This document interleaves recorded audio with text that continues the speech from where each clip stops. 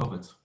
אוקיי, מוצע. אוקיי, יופי, מעולה. Good morning, ladies and gentlemen. Welcome this morning to the second session of Cyber Talks. This morning I have the privilege and pleasure to have with us Mr. Esti Peshin, Vice President and General Manager of the Cyber Division at Israel Aerospace Industry at Israel. My name is Tal Pavel. I'm the host, although Ms. Peshin now have the host of this session on the Zoom. The lecture of Ms. Peshin will be about cybersecurity challenges in the COVID-19 era. I know that it will be mostly interesting, of course, relevant. So thank you all the attendees that gathered here and arrived to take part in this session. Thank you, Ms. Peshin, to spend your time with us in this session of Cyber Talk number 2. Cybersecurity strategy in the COVID-19 era. Let's roll it. Perfect. Thank you very much, Tal, for this great opportunity. It's an amazing platform that you built, and we appreciate it very much. We appreciate the audience. So, hello, everyone. As mentioned, my name is Esti Peshin, Vice President and General Manager of the Cyber Division of IAI, Israel Aerospace Industries, calling in from Ashdod, Israel. Still under lockdown, hopefully not for a very long time, looking forward. And today I'm going to speak a little bit about cybersecurity strategy in the COVID-19 era. So first and foremost, I'm sure that many of you would agree that there has been a host of cyber events, cyber attacks throughout the past few years. These attacks are increasing in their complexity. The targets are becoming more and more, I would say, critical in terms of critical infrastructure, governments, etc. Esti, pardon, excuse me, Esti, just press on the presentation mode because we see it under the... Really? Yes. No, it's not in presentation mode. Sorry to interrupt you. That's strange. And yes, that's one. Again, I'm pressing on the presentation mode and then you don't see it, right? No, we see it. Everything is fine. We see it. Perfect. So now you can see it in presentation mode, right? Indeed. Everything is fine. Yeah. Okay, perfect. Continuing. So. Yeah, sorry. Thank you. Perfect. So these attacks have been increasing in their complexity. The targets are becoming more and more critical, and the results are becoming more pronounced. More data is being stolen. Severe attacks are causing disruption, and so on and so forth. I can speak about each and every one of these attacks for half an hour at least per attack, but I won't do that. I will try, however, to look at the strategic threats that cyber puts before us today. So first and foremost, we see more and more state and superpower involvement in cyberspace. Cyber is becoming a domain where conflicts are fought or where conflicts are, I would say, conflicts are enhanced. We're seeing more and more cybercrime, even in countries where the crime level is relatively low. We're seeing increased cyber attacks on critical infrastructures. Critical infrastructures are infrastructures that pertain to our livelihood, pertain to our ability to operate safely and securely within our nation state. We're seeing large-scale industrial espionage.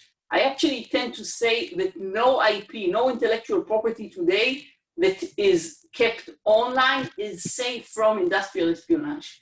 We see CNI, a computer network influence attacks, are influencing disinformation campaigns that are targeting our minds. They are trying to undermine the very essence of democracy in a sense that they influence our decision-making process. They influence the way we conduct our business as citizens in democratic countries. And this is actually huge because it creates movements and trends that may influence the outcome of elections, for example. And finally, there is a proliferation of available malware online. So if you are an attacker and you want to gain access to malware, it's not very, very difficult. This is something that is readily available. And today the malwares, the hackers are using this malware pretty effectively. So looking at the strategic trends, we are seeing today 4 strategic trends. Number one, the weaponization of the cyber domain. So I mentioned the state and superpower involvement. The nation states are considering cyberspace as a battlefront, as an area in which they can exert power. And this is actually extremely important because on one hand, nation states perceive cyberspace as a battlefront, but on the other hand, our children are using it. So this creates sort of a dissonance that we need to address. The main challenge in cybersecurity is still the lack of attribution and accountability. And I'm going to give a little example here because understanding this element is crucial in order to understand the domain. So let's say I want to attack Mr. Tal and just out of spite. So I'm going to send some attack bytes towards him, but I'm going to be smart about it and I'm going to route my attacks through country A and country B and country C. So Tal is attacked and he now wants to retaliate. He wants to attack me back. So he goes and asks country C and says, hey, country C, who attacked me? So country C says country B. And then he goes to country B and says, hey, who attacked me? And country B says, we don't divulge this information. And I'm safe. I attacked him and he can't retaliate because he doesn't know that it's me. He may suspect that it's me, but he doesn't know it for a fact. And this is what we refer to today as the proxy challenge or the attribution challenge in cybersecurity, still the most pronounced challenge. The fact that since we cannot always attribute an attack to an attacker, we cannot retaliate safely because we don't know against who we need to retaliate, and this reduces the deterrence level in cyberspace. Then there's the widening skills gap. Okay? There are more and more cyber attackers, not enough cyber defenders. So this is something that is constantly growing and creating a situation where overall global cyberspace is less secure. So it's sort of like an arms race, but there are not enough defenders to protect against all the attacks. On the other hand, this is also a huge opportunity because nation states that invest in creating cyber academies, in generating cyber experts, can actually move the needle on their GDP. And by the way, many countries are doing that today together with IAI. And finally, the bad guys are eyeing new technologies. They're actually very, very quick on the uptake in terms of new technologies. So they're eyeing cloud and they're eyeing IoT and they're eyeing 3G. And they're moving ahead very quickly while we are a bit less quick on our feet in terms of the defensive solutions. So when we are looking at critical infrastructures, we see today 6, I would say, key threats. First and foremost, there's the IT and OT connection. The IT is usually the administrative network. The OT is usually the operational network, the one that actually does the business of the critical infrastructure. And these networks are connected. So many critical infrastructures around the world have told us, hey, there's no connection between our networks. But when you come down and you examine the actual wiring and the actual routing in the routers and switches, and you see that there always is a connection. And this means that OT networks can be penetrated. Today, we are seeing more and more end-of-life systems in critical infrastructure. These systems have been operational for many years, but today there is less and less investment in securing these systems, so they are in inherent vulnerability. Software updates are crucial to keep our system up to date, to patch our system, but they are also an effective route for inserting malware into the system. Supply chain is king in terms of cybersecurity. So we are using servers, we are using software from external third-party vendors. If these vendors have been attacked, and this attack is residing on the hardware or software that we are using, our system can be attacked. No good solution for supply chain as of today. Physical threats are always prominent. If someone has a physical access to the network, he can actually disrupt it, he can steal data. Gaining physical access is not very easy. When we're talking about critical infrastructures, you need to bypass the fence, you need to get into the organization in most cases, even in the remote locations. So a lot of these physical threats are based on utilizing people within the organization, whether knowingly or unknowingly, though the human factor is always king. And finally, remote access. Today, more and more vendors of critical infrastructure devices and networks require remote access to continue to monitor these devices or elements, for example, turbines and power plants. And this remote access basically connects the turbine, for example, to the vendor's site. So the vendor is able to health monitor it. But again, this is a connection, and connections are inherently insecure. So they can allow for an attack through this vendor's site. Okay, let's talk a little bit about 5G. 5G is here. 5G is here and is here to stay. 5G provides us with a lot of benefits. Number one, it's faster. It's going to provide us higher bandwidth, lower latency. We will need less energy to utilize it. This is actually a very, very important point because the green trend or the energy conservation trend is going to drive 5G very, very quickly towards implementation. It's more reliable and it supports more devices.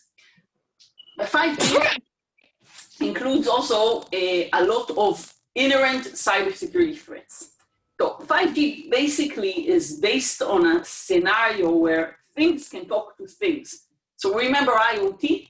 So in IoT, you have a central network that is managing things. Things can be cars, things can be routers, things can be my refrigerator. This is essentially IoT. When we're talking about 5G, things can talk to things. So if I have a network of refrigerators around Israel, then they can talk to each other through a central node, but they can also talk to each other just by proxy, one to the other one. So my refrigerator can talk to the refrigerator of my neighbor next door, and they can coordinate meals so that I will be happy when I return home, and so will be my neighbor. Now, this decentralized security is inherently a cybersecurity challenge because it means that you don't only need to protect the network through a central node, but you need to protect every element of the network that can influence every other element of the network. So this is the decentralized security issue, and it's a huge challenge. We spoke about bandwidth as a huge advantage of 5G, but it is also a huge, I would say, a huge advantage, a huge disadvantage in terms of cybersecurity because the assumption is that the bandwidth will overload the current security tools. So cybersecurity will have to change a paradigm, will have to evolve in order to address 5G. Then we have the IoT devices, the things. Things don't have built-in security in most cases. If they don't, this actually means that they will need to have built-in security because otherwise each thing or each IoT device within the network can influence other devices and can pose a threat to other devices. There is lack of inherent encryption in 5G. I'm sure that this will be rectified along the way, but currently this is an issue. And 5G networks, including many things or IoT devices, can be utilized for massive botnet attacks. So we're expecting an increase in botnet attacks and DDoS attacks. So just by way of example, let's speak about autonomous cars. So one of the things that 5G will enable is I would say a major upgrade to the autonomous cars. Why? Because things will be able to talk to things. So cars will be able to talk to cars in their proximity and improve their situational awareness. This would be excellent, and hopefully I will soon be driving an autonomous car, just reading emails on my way to work. But on the other side of the coin, this will pose a huge cybersecurity threat because my car will not be influenced only from the network, but also from the cars next to me. And a malicious car may be able to attack my car. So the bottom line is that we will need to have a paradigm change in order to support 5G. Let's talk a little bit about the coronavirus. So, when we were preparing for this presentation, Tal and I spoke a little bit about the fact that he has been working from home for 7 months. I've been working from home a little bit less. We are considered a critical infrastructure in IAI, so we're working from the office. You can see I'm now in my office. But working from home has become a huge trend. And the coronavirus is changing the way we do business. So there's large-scale adoption of work from home technologies. Many of us have our home office. Last week, we were out on vacation, all of us, and I've been working only from home. So I have all the facilities there as well. We're seeing heightened activities on customer-facing networks, greater use of online services, just by way of example, this video conference that we are using now, and more and more use of personal devices and email. So the same computer that is used in the morning by a certain person for communicating to his office and writing emails, and maybe writing a document or two, can be used also by his children for an online Zoom schooling session, or later by his children for an online gaming session. So our working environment is not sterilized anymore. And we are using also our home network. We're using also our home network for connecting to our offices. And again, this is a challenge because my home Wi-Fi network is not as secure as my office network. Now, many Wi-Fi networks are using mundane passwords. I'm sure that all of you know that one of the most common passwords today in the world is the very elusive password. Today, it's the third most common one in the world. And this means that inherently, the Wi-Fi networks that we are using from home are not as secure. In Israel, most of the Wi-Fi networks have a very unique password, the phone number of the user. And I was amazed to note a few weeks ago when my mother was having a little bit of trouble with her Wi-Fi network and she was contacting the service provider. And they told her, well, you probably don't remember your password. So she said, yeah, I probably forgot it. They said, okay, let's switch it to a password that you will always remember. And they changed it to her phone number. Obviously, I changed it back a few minutes later, but not every mother is privileged to have the general manager of the cyber division of IAI as her daughter. So anyway. Esti? Sure. Yeah, excuse me, but can you mute everyone, please? Because you are the host. Can you please mute? Okay, I'm pretty sure I can find a way to do that. Mute. Yeah. Mute. Okay. Did I mute everyone? I hope so. Okay. Let's stay like this and okay. Okay. Thank you. Sorry for the interruption. Sure. So the bad guys are aware of these opportunities and they are using this situation to their advantage. So, for example, over March 2020, we have seen scams increasing by 400%. Okay, this is huge. Scams, online scams, phishing attempts. This created a situation where COVID-19 is the largest ever security threat. In April, Google blocked 18 million daily malware and phishing emails related to COVID-19. And I'm saying this again, 18 million on a daily basis. Okay, between March and May, there has been an increase of 66% in visits to hackers' websites.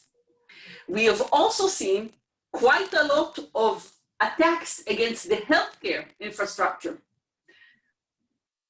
So, for example, in July, the FBI and also other security and law enforcement organizations worldwide reported an attack that was targeting intellectual property of COVID-19 research organizations. Now this is something that blows me away. So we are all facing this global pandemic. It isn't differentiating between nation states. It's a challenge for each and every country. Our economies are in havoc. We are working from home.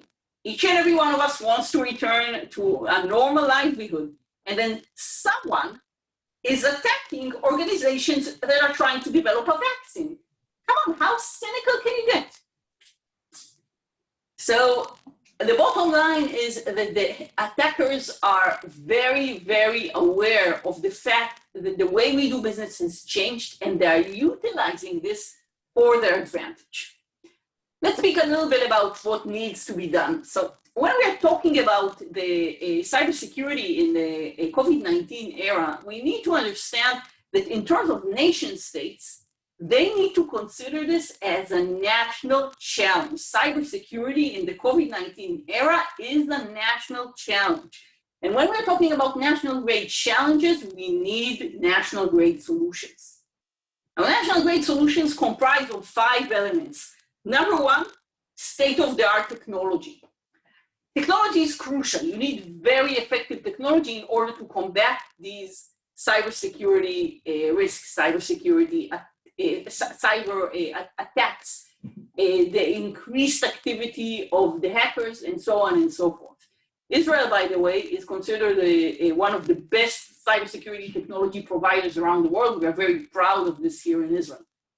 But cybersecurity technology on its own is insufficient. If you don't know how to effectively use it, well, you probably won't use it well enough. If you have a great firewall and you don't know how to configure it well, it probably won't block attacks.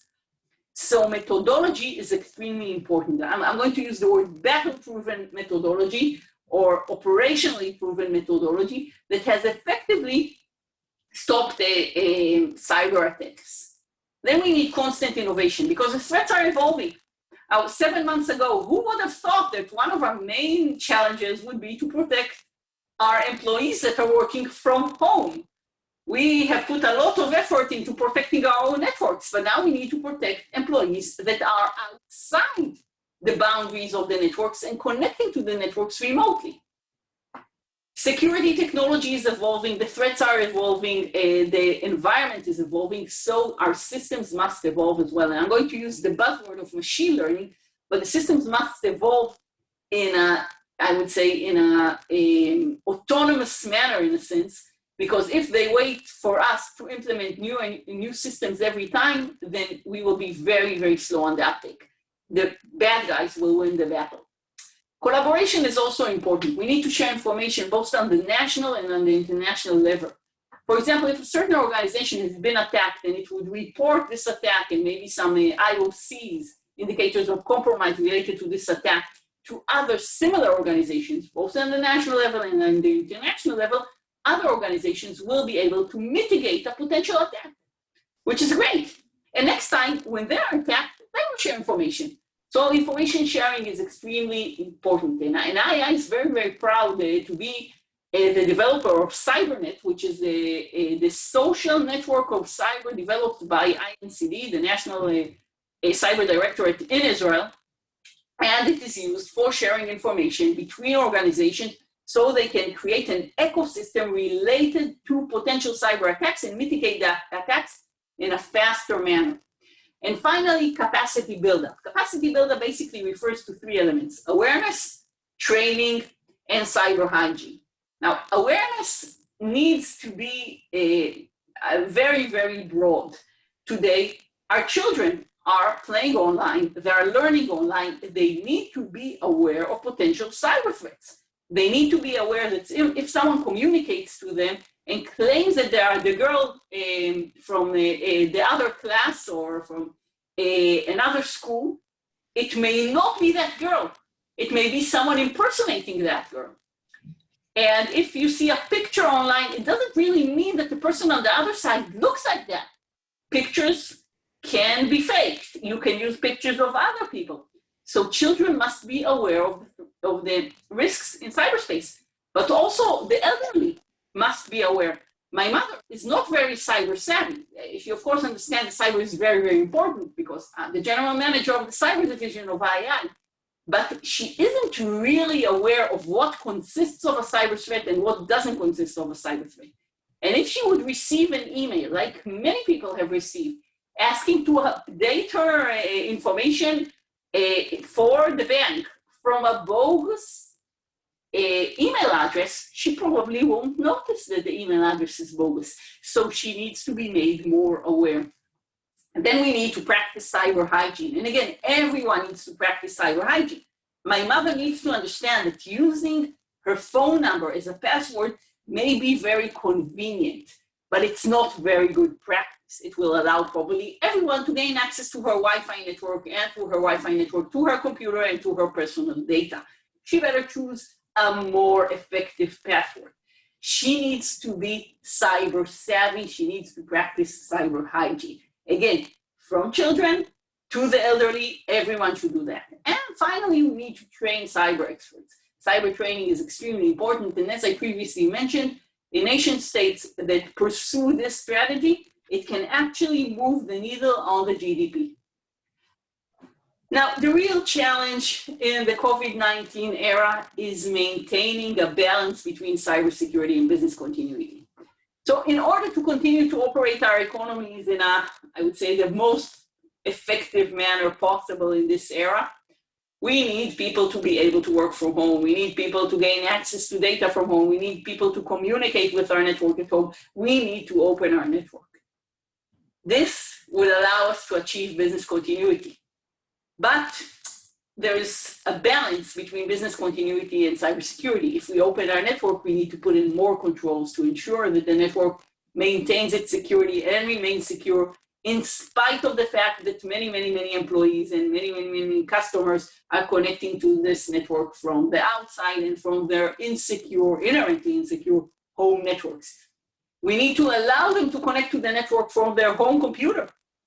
Although we know that in the afternoon, their children are using the same computer in order to connect to online gaming sites. So creating a balance between cybersecurity and business continuity is a huge challenge. And this is what we are trying to do today in terms of helping nation states find the balance between these two elements. Now, a quick word about IAI. IAI, Israel Aerospace Industries, is one of the large defense contractors in Israel. We are very proud to be one of the largest engineering companies in Israel, and we are proud to be one of the leaders of the Israeli cyber ecosystem. IAI has established two cybersecurity consortium, the Israeli Cyber Companies Consortium, that comprises today of 13 Israeli companies. Some of them are very large, like Checkpoint, Variant, Mellanox, CyberArk. Some of them are smaller ones, even startups. And together we are offering national level solutions in an end-to-end perspective, allowing our customers to have a one-stop shop based on Israeli technology for all their national needs. We established also IACCC, the Israeli Aviation Cyber Companies Consortium, again, comprising of the same suspects, Checkpoint, Variant, CyberArk, and again, some startups. We are very proud to have the Israeli national airline, El Al, through its venture partner, through its venture arm Cockpit, as part of IACCC, the Israeli Aviation Cyber Companies Consortium. So let's speak a little bit about what needs to be done in order to achieve cybersecurity at a national level in the COVID-19 era. So we need 6 pillars.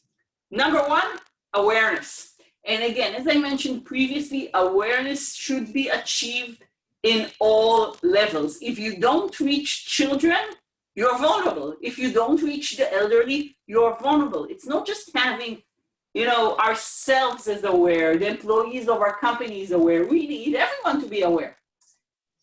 We need to implement baseline security in critical infrastructures. Critical infrastructures, in my definition, are any organization that the government wants to in which the government wants to maintain business continuity, or any organization that wants to maintain business continuity on its own. Now, baseline security basically means that you need to have a structure of best practices, cybersecurity elements, including methodology, including constant innovation, that would allow your organization to fend off the majority of cyber attacks.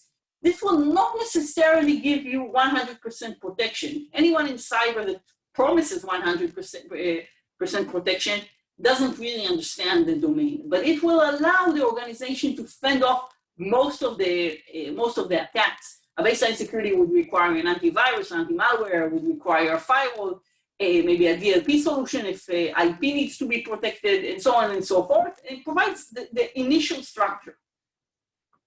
We need better solutions for protecting remote work and services.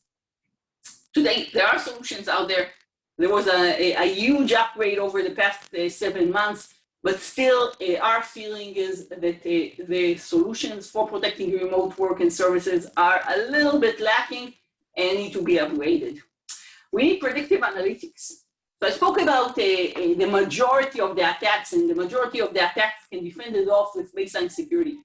But the APTs, the national level attacks, these attacks are subtle, they are low signal, they can't really be detected, and the best way to be able to mitigate them is to predict them, to see the indicative signals towards the attacks and to mitigate the attacks based on these indicative signals.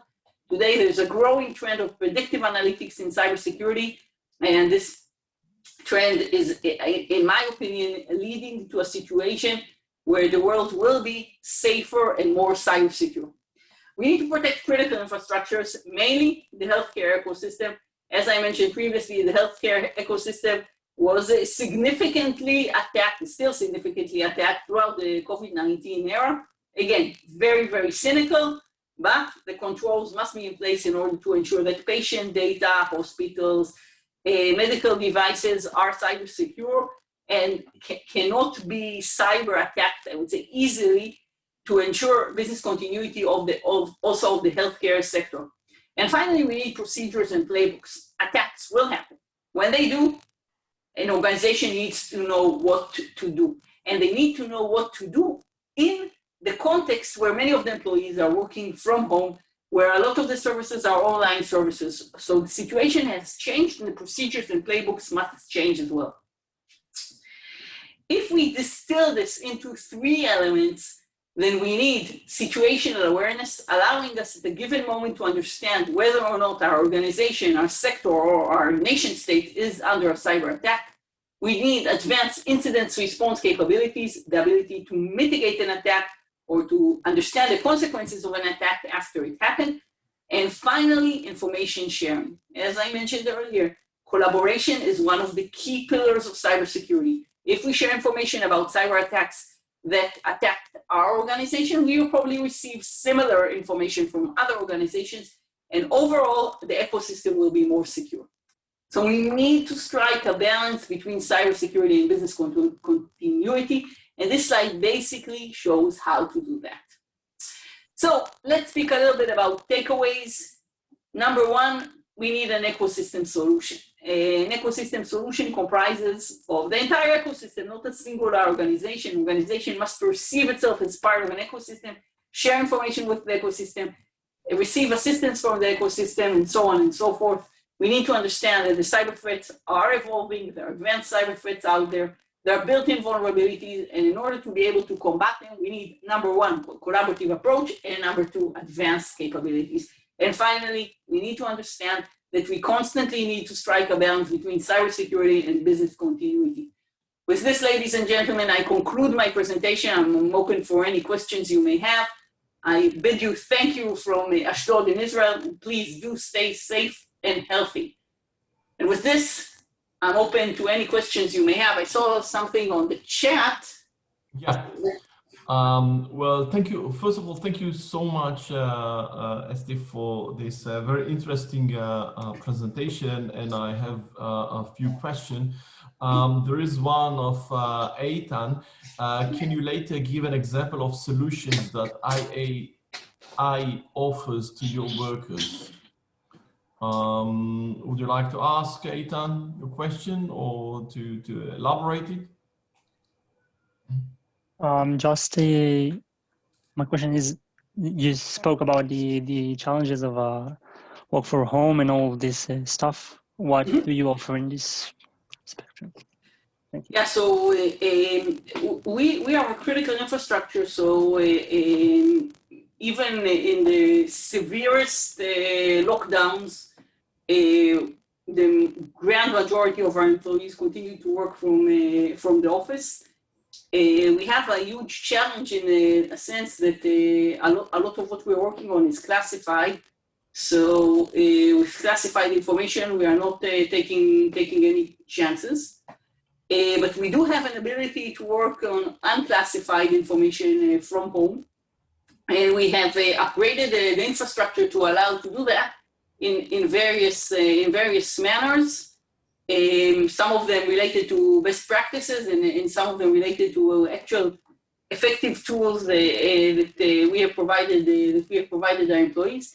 Naturally, I'm not going to elaborate on that because one of the main things that helps attackers attack your organization is if they know what security defenses you have put in place. But in order to speak generally, then I think that when an organization implements a work from home strategy, they need to consider implementing together with it a cloud strategy or a digitization strategy. One of the challenges is how to maintain the data. So, for example, if someone is writing a document and is saving it on his home computer, then A, the document is less secure. Obviously, someone can gain access to this document. And B, it will probably not be backed up. So if there's a ransomware attack against this computer, for example, then no one will be able to gain access to this computer ever. So it's better to have the employees work on the cloud. So this is something that many of our end users today and most of our customers are nation states. So that they're implemented at the government level or at the critical infrastructure level. A very, very rapid move towards digitization, cloud strategy, and the derivative tools. I know I haven't fully answered your question, but I trust you understand why. Thank you. There is a question of Mr. Alexandru Diaconescu. Mr. Alexandru Diaconescu, you mentioned, thank you for the most instructive presentation and infos. Is there any way we can download the PowerPoint presentation? I mean, is it possible to well, I think I can answer you, Mr. Diaconescu, that this presentation is recorded, so you will always be able to watch it once again, but is it possible to have the PDF version of this presentation, Ms. Peshin? Yes, of course. You will be able to share it through your website. Yeah, okay. Thank you. Okay, so yeah, first of all, Mr. Diaconescu, you will have a recording of this lecture, and second, you will have the ability to see the PDF of this presentation. Do we have any more questions? Any more questions? Well, I have. Yes, Yeah, sorry. Yeah. Yeah, I have a question, Esti. Hi, thank you. I was wondering about mobile security and what your strategy is on mobile security in this age. Like, do you allow your employees to connect to the internet for work, or what's the mobile strategy at IAI?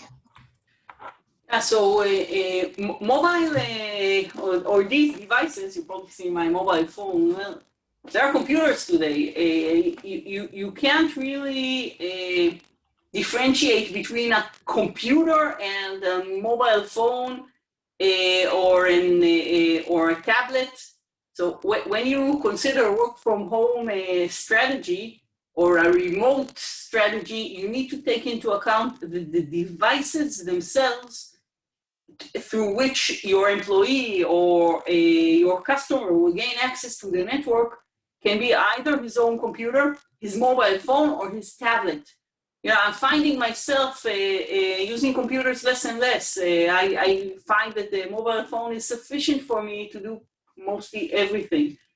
So we tend to consider all types of endpoints as similar endpoints. I mean, as access points into the network, and then we are considering the security as a whole.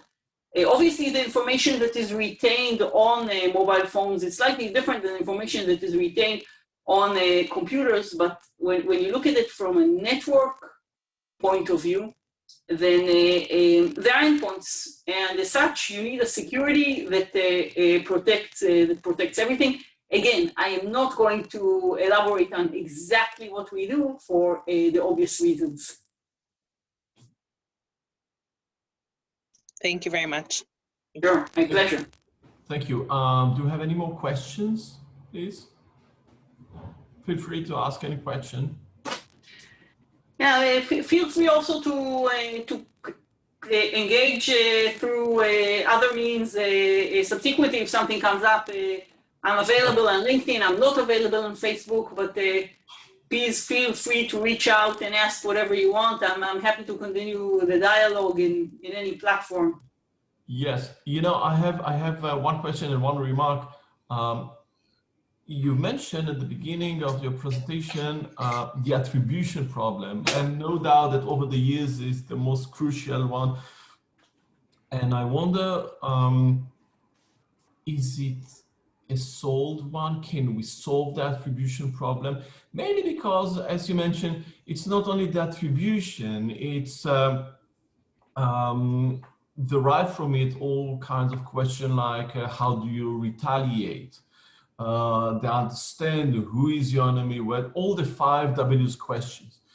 And I wonder, can we solve it? Do we see the end of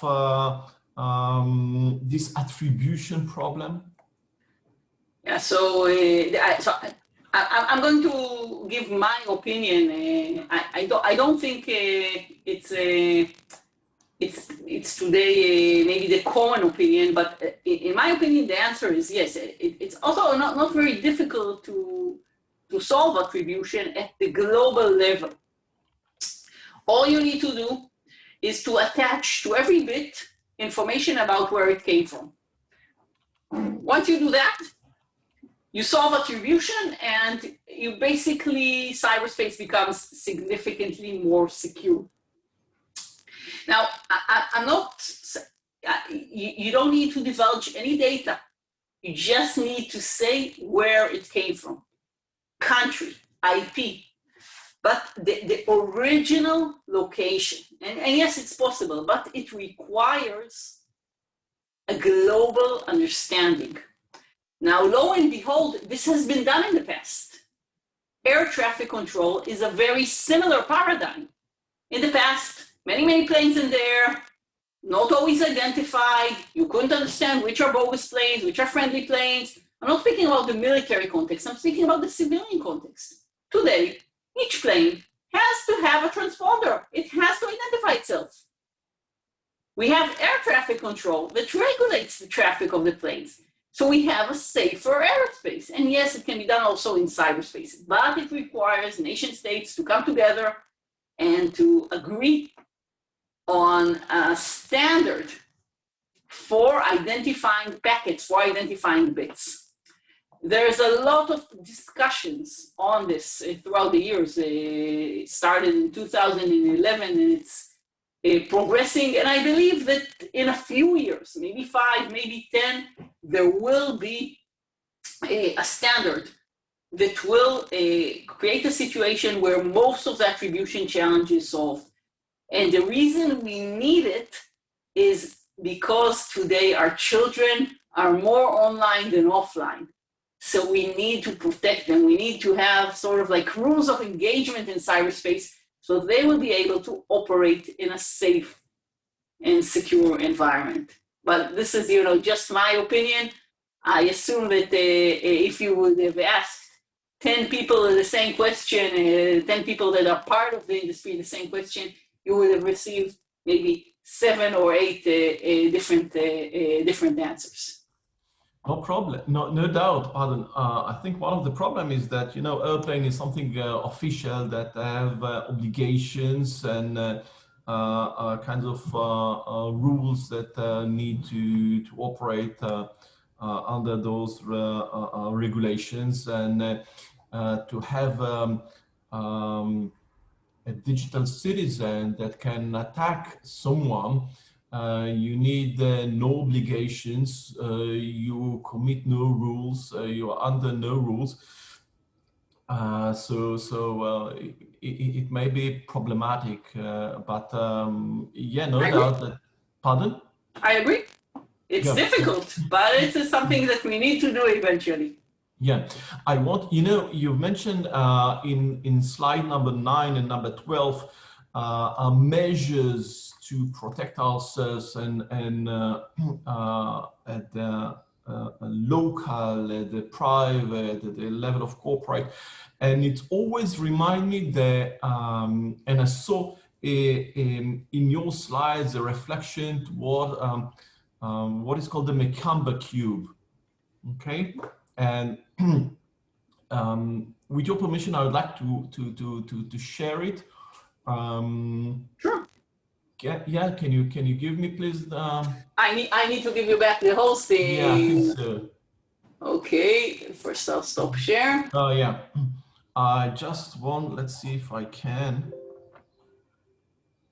host disabled. Yeah, but I should be the host now. Yes, you are. Oh, yeah. I'm the host. Yeah. You can see the screen? I can see it. Yeah, great. So this is the Macamba cube that was invented in 1991. I think it was officer, the US Air Force, and it's used in information security, and I teach it to my student. It's an amazing cube because it's gathered all the basic information security, and it's like a Rubik cube with 3 dimensions. And of course, we have the confidentiality, integrity, and availability, that it is the goal and the essential and the basic information security. And there is the access of storage, processing, and transmission, that this is the information state. I mean, you need to protect the confidentiality, integrity, and availability of the information, no matter what is the storage, what is the information state, whether it's stored, processing, or in middle of transmission. But what is very interesting is the safeguard and control, and that's what you've mentioned in several slides, and I saw reflections of those feature of this cube in what you say, the awareness, training and education, policy, and technology, which means 3 features: awareness, and you mentioned it's the human factor, the empowering the human factor. B, policy and practice, and 3, it's technology. And one of the obstacles, I think that when we think about information security, first of all, we think about technology. And no, as you've mentioned, and as we can see here, information security, yes, it's technology, but it's also awareness of the human factor, our digital citizen, as you said about we, all of us, even your mother, that regarding passwords, and policy and practice and methodology and so on and so forth. That's it. And it was amazing, to see all your guidelines that reflecting here. So thank you. Do we have any more questions?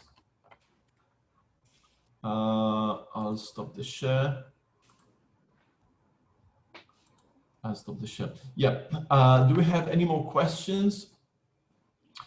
I have another one, please, about the COVID-19. You said that we saw involvement of nation-state actors. I wonder, can you summarize some of the features of those attacks? whether there are more cyber criminal motives or nation state activities in order to steal information regarding vaccines and research. Can you just mention few features of these attacks? Yeah, so first, there are two unrelated issues. Issue number one is we're seeing more and more state and superpower involvement in cyber attacks. Number two, we are seeing an increased level of attack in the COVID-19 era. Since we have the attribution challenge, then we can't say for a fact if we are seeing more and more nation-state level attacks in the COVID-19 era. I assume that the answer is yes, but I don't know this for a fact. Now, the media and we all we all digest media on a daily basis. So the media claims that there are national level attacks or nation state attacks in the COVID-19 era, but I don't have any proof that this is the case. In terms of the type of attacks that we are seeing today, and we are seeing 5 types of attacks. Number one, we are seeing more and more phishing and scamming attacks. Now, these ones are, in my opinion, extremely cynical because I think each and every one of us has a heightened level of fear and anxiety due to the COVID-19, and the bad guys are targeting this. So at the beginning of the pandemic, there were a lot of scam emails that allowed you to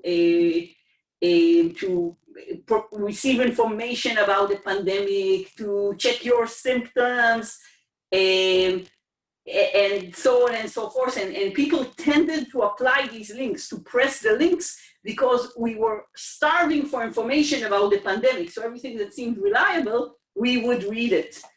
And this is something, in my opinion, that is extremely cynical. So we're seeing an increase in the number of phishing attempts. And just to give you a little statistic on that, just in the UK alone, as of July 2020, this is 4 months into the pandemic, there were more than 11 million pounds lost due to scam attacks. An amazing figure, 4 months, 4 months, an amazing figure. Okay, so this is number one. Number two, we are seeing increased cybercrime. So the bad guys understand that we are vulnerable and they're targeting us. They're targeting us and they're utilizing cyberspace in order to attack us, to gain access to our bank accounts, more and more ransomware attacks, and so on and so forth. I spoke a lot about attacks against the healthcare system. So we are seeing more and more of those. We're seeing attacks against remote systems or remote facilities.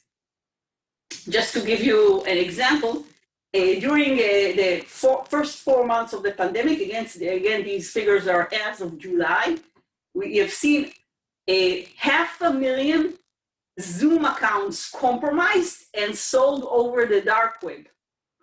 Again, an amazing figure, 500,000 accounts sold over the dark web. So targeting the remote services that are becoming our livelihood. I'm sure that you and our audience recalls that at least in Israel, we're still not allowed to see the elderly. Okay, we need to keep our social distance from them. So the best way of communicating with them is through video conferencing. So each and every one of us had a huge challenge teaching our grandparents how to use Zoom or how to use any other video conferencing system. At least in my case, it was a huge challenge because I had to teach it remotely. Okay, I couldn't come and say, okay, press this person. I said, we had to work with several mobile phones where I saw the screen and I saw the, anyway, we managed to overcome that. But now these services are being targeted by hackers. And then the final one, and this is actually quite surprising, is phishing attacks. Phishing with V, voice phishing attacks. So these are ones, you can claim that they're not really cyber. I tend to say that everything is cyber today. So These are caused through regular phones or through mobile phones. Someone, usually elderly, receive a call saying, hey, I'm speaking from this health facility. I'm speaking from your bank. Can you please provide me your credit card number? And they're providing it. So phishing attacks or phone scam attacks have increased as well. So these are the characteristics of the attacks that we're seeing today in the pandemic. Long answer for short question, but I hope it was informative. Of course, a lot of insight. So thank you very much for your time having with us. Thank you for all the insights and information and knowledge that you shared with us. It was my privilege to host you. Thank you so much, and I wish all of you, Esti, and all the attendees, all the health in the world, and stay safe. And see you in the next session of Cyber Talk number 3. Thank you all. Thank you, Esti. Bye-bye. Bye-bye from Israel. Bye-bye. Bye. Thank you. Thank you You're for welcome.